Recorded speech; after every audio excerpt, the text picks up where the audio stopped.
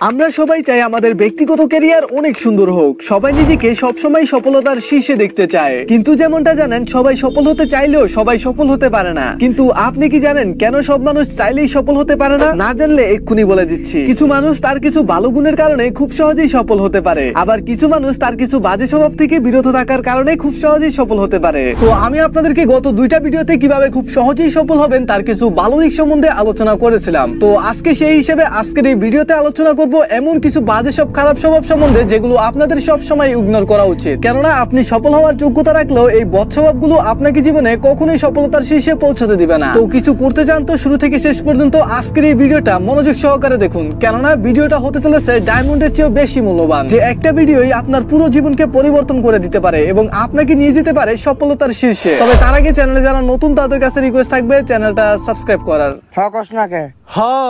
Number 1, আপনি কি দিনে ফেসবুক, হোয়াটসঅ্যাপ এবং ইনস্টাগ্রাম মিলিয়ে সবকিছুর পিছনে 8 থেকে 7 ঘন্টা সময় ব্যয় করেন? তবে বস, আপনি যদি এমনটা করে থাকেন তাহলে আপনার সফলতার পিছনে লেস কাটা সবচেয়ে বড় শিয়াল হবে এই সমস্যাটা। একটা জিনিস মনে রাখবেন, যে সময়কে মূল্য দেয় না এবং প্রচুর সময় নষ্ট করে সে জীবনে কখনোই সফল হতে পারবে না। আর সেই বিষয়টা আমি আপনাদেরকে গত ভিডিওতে খুব ভালোভাবে বুঝিয়ে দিয়েছিলাম, কিভাবে আমরা ঘুমিয়ে আমাদের জীবনের 70% সময় বেশি নষ্ট করে ফেলি। এছাড়া আমাদের ছেলেদের মধ্যে আরেকটা সমস্যা আছে, যেটা হচ্ছে আমরা আড্ডা দিয়ে বন্ধুদের সাথে অনেক সময় নষ্ট করে ফেলি। বস, এটাও কিন্তু সোশ্যাল মিডিয়ার পিছনে সময় নষ্ট করার মতো একটি বাজে স্বভাব। বন্ধুদের সাথে সময় কাটানো অত্যন্ত জরুরি, কেননা এটি আমাদের ডিপ্রেশন এবং সামাজিক সমস্যা বলতে সাহায্য করে। তবে তার মানে এটাও নয় আপনি বন্ধুদের সাথে আড্ডা দিয়ে ঘন্টার পর ঘন্টা সময় নষ্ট করবেন। বন্ধুদের সাথে মাঝে মাঝে আড্ডা দেওয়া যেমন জরুরি, তেমনি মাঝে মাঝে সোশ্যাল মিডিয়া ইউজ করাও জরুরি, কিন্তু লিমিট মাফিক আড্ডা কিংবা সোশ্যাল মিডিয়া ইউজ করতে হবে। কেননা আর যাই বলুন না কেন, সময়ের চেয়ে মূল্যবান কিছুই নেই। একটা কথা তো আমরা খুব ছোটবেলা থেকেই পড়ে আসছিলাম, সময় এবং নদীর স্রোত কখনো কারোর জন্য অপেক্ষা করে না। সুতরাং জীবনে সফল হতে চান তো আমি বারবার বলবো যে সময়কে প্রচুর মূল্য দিন। নাম্বার 2, টাকা ইনকাম করা উচিত জেনেও আপনি টাকা ইনকামের ব্যাপারে নতুন কিছু শিখছেন না। বিষয়টা খুবই ভয়ঙ্কর ব্যাপার, কারণ সফল ব্যক্তি বলতে আমরা তাকেই বুঝি যার অনেক টাকা পয়সা রয়েছে, লাক্সারিয়াস জীবন ব্যবস্থা রয়েছে, সব মিলিয়ে সুন্দর একটি সেটেল লাইফ রয়েছে। কিন্তু এইসব যদি আপনার থাকতে হয় তাহলে আপনাকে সর্বপ্রথম প্রয়োজন যেটি হবে সেটি হচ্ছে টাকা। হ্যাঁ, আপনি মানুন আর নাই মানুন, এই ব্যাপারটা সত্যি যে টাকা হচ্ছে পৃথিবীর সবচেয়ে মূল্যবান একটি জিনিসের মধ্যে অন্যতম। কেননা এই সমাজ, এই দেশ, এই পৃথিবী টাকা ছাড়া মানুষকে গণ্য বলে মনেই করে না। আপনি চাইলে সমাজ কিংবা রাষ্ট্রকে পরিবর্তন করতে পারবেন না, কিন্তু আপনি চাইলেই নিজেকে পরিবর্তন করতে পারেন। সুতরাং এমন কিছু শিখুন বা এমন কিছু করুন যেটি আপনার টাকা ইনকামের পন্থা খুলে দিবে। লাইক আমি ইউটিউব করছি কারণ আমি জানি এখান থেকে টাকা ইনকামের পন্থা আছে। তাছাড়া আমারও এমন অনেক পন্থা শিখা আছে যেখান থেকে আমি খুব সহজেই টাকা আয় করতে পারবো। তবে আমি আপনাদেরকে বেস্ট সাজেশন দিতে পারি, আপনারা কারিগরি কিছু শিখে রাখুন, যেটা আপনাদের জন্য সবচেয়ে বেটার হবে।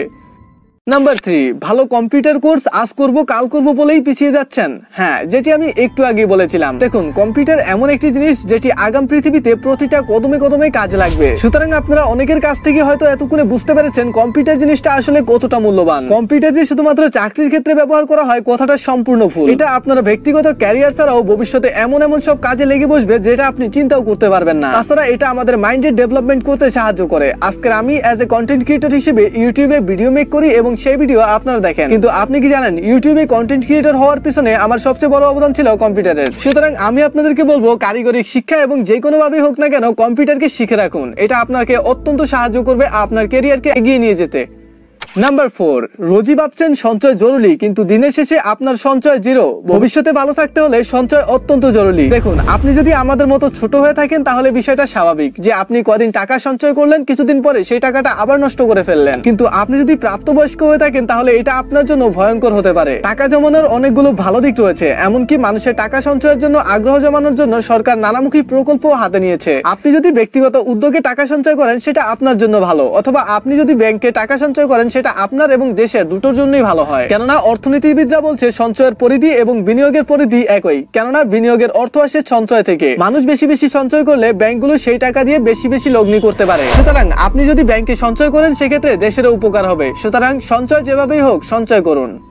নাম্বার 5, অকারণে বিছানায় পড়ে থাকা কিংবা চায়ের দোকানে আড্ডা মারা ভবিষ্যতের 12টা বাজাবে। হ্যাঁ, কথাটা সত্য। অকারণে চায়ের দোকানে আড্ডা মারা বা বিছানায় পড়ে থাকলে আপনার ভবিষ্যৎ অবশ্যই খারাপ হবে। দেখুন, বিষয়টা খুবই স্বাভাবিক। অযথা বিছানায় পড়ে থাকা কিংবা চায়ের দোকানে আড্ডা মারলে ভবিষ্যতের জন্য ভয়ঙ্কর হতে পারে, এটা হবেই। আপনি যদি কোনো কারণ ছাড়াই বিছানায় পড়ে থাকেন তাহলে আপনার মস্তিষ্ক অলস হয়ে পড়বে। কিন্তু সবার ক্ষেত্রে বিষয়টা একই রকম নয়। কেউ আবার বিছানায় পড়ে থেকে হাজারটা বিষয় মাথা কাটিয়ে পরিচালনা করে ফেলে, তাদের বিষয়ে হিসাবটা আবার আলাদা। কিন্তু আপনি যদি সেরকমও না হয়ে অলসের মতো সারাদিন বিছানায় পড়ে থাকেন কিংবা চায়ের দোকানে এখানে সেখানে আড্ডা মারেন, তাহলে সেটা আপনার ভবিষ্যতের জন্য ভয়ঙ্কর রূপ ধারণ করতে পারে। তো আমি আপনাদেরকে বলবো, অযথা বিছানায় পড়ে না থেকে চায়ের দোকানে আড্ডা না মেরে কিছু একটা করুন। অন্তত বিছানায় পড়ে থেকে নিজে কিছু চিন্তা করুন, সেই চিন্তাকে কাজে লাগান। এই 5টি পয়েন্টই ছিল আমাদের আজকের ভিডিওর টপিকে। নেক্সট ভিডিওতে আমরা জানবো এই টপিকের আরো 5টি পয়েন্ট সম্বন্ধে। আর সেই ভিডিওতে আমরা জানবো আমাদের প্রত্যেকের মধ্যে থাকা এমন কিছু বৎসভাব সম্বন্ধে যা আমাদের প্রত্যেকের পথের কাটা। তো সেই পার্টটা হতে চলেছে আরো বেশি ইন্টারেস্টিং। সো অপেক্ষা করুন নেক্সট ভিডিওর জন্য। এন্ড ভালো থাকবেন, সুস্থ থাকবেন। দেখা হচ্ছে নেক্সট ভিডিওতে। টেক কেয়ার, আল্লাহ হাফেজ।